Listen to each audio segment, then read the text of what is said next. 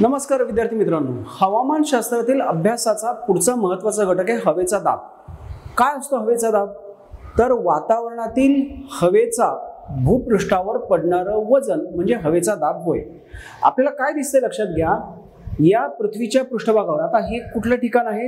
ए ठिकाण कुठे आहे? ते समुद्र सपाटीला। सो या ठिकाणी जी काही वातावरणातील हवा आहे, या वातावरणाच्या सर्वोच्च सीमेपासून हा जो हवेचा स्तंभ आहे त्यातील घटकांचं त्या ए या बिंदूवर जे काही वजन पडतंय त्याला आपण म्हणतोय त्या ठिकाणचा हवेचा दाब। हा जो हवेचा दाब आहे, हा हवेचा दाब या समुद्र सपाटीला सर्वात जास्त असणार। असं का? बघा इथे क्लिअर कट दिसते आपल्याला। आपण ए हे ठिकाण समुद्र सपाटीला आहे, त्या ठिकाणच्या या हवेच्या स्तंभाची उंची पाहिली तर ती सर्वात जास्त आहे। आपण समुद्र सपाटीपासून उंच गेलो, आपण आलो बी या ठिकाणी, आता इथे हवेच्या स्तंभाची उंची झाली कमी।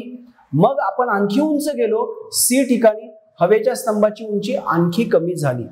म्हणजेच काय, समुद्र सपाटीपासून उंच जाताना हवेच्या स्तंभाची उंची कमी होते, त्या स्तंभातील हवा विरळ होत जाते, परिणामी पडणारं हवेचं वजन कमी होत जातं, हवेचा दाब कमी होत जातो। सो निष्कर्ष काय, तर हवेचा दाब समुद्र सपाटीला सर्वाधिक असणार, समुद्र सपाटीपासून उंच उंच जाताना हवेचा दाब कमी होत जातो। याच कारणामुळे उंच गेलं की हवा विरळ झालेली आहे, हवेचा दाब कमी झालेला आहे, आणि मग जे गिर्यारोहक पर्वतामध्ये उंच जातात त्यांना टप्प्याटप्प्याने उंची गाठावी लागते। थोडं उंच गेलं की तिथे काही काळ राहायचंय का, तर तिथल्या कमी दाबाच्या परिस्थितीशी शरीराने जुळवून घ्यायला शरीराला वेळ द्यावा लागतो।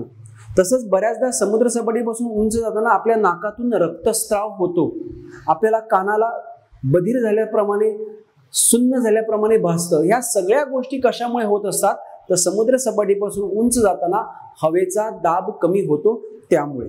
ओके, सो जर आपण हवेचा दाब मोजला तर तो दाब किती आढळतो?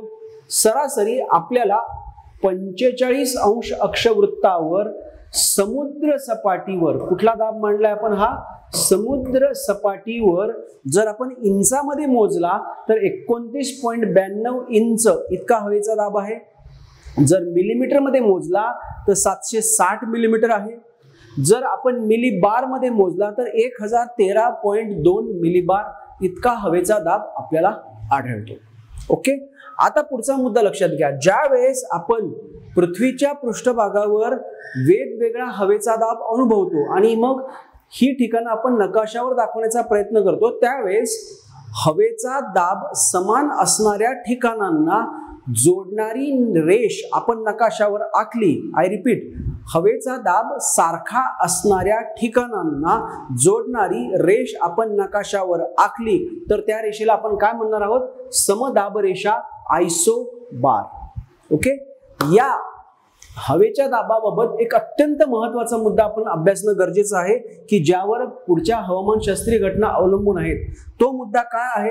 तर तो मुद्दा आहे हवेचं तापमान आणि हवेचा दाब यांचा परस्पर संबंध। काय परस्पर संबंध आहे?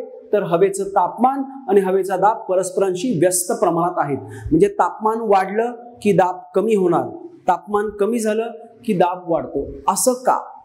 हवेचं तापमान वाढलं की हवा प्रसरण पावते, विरळ होते, विरळ हवेचं पडणारं वजन कमी असणार। याच्या उलट हवेचं तापमान कमी झालं, हवा थंड झाली की हवा आकुंचन पावते, दाट होते, कॉम्पॅक्ट होते, त्या दाट किंवा कॉम्पॅक्ट हवेचं पडणारं वजन वाढतं आणि मग आपण म्हणणार तापमान कमी झालं, दाब वाढला।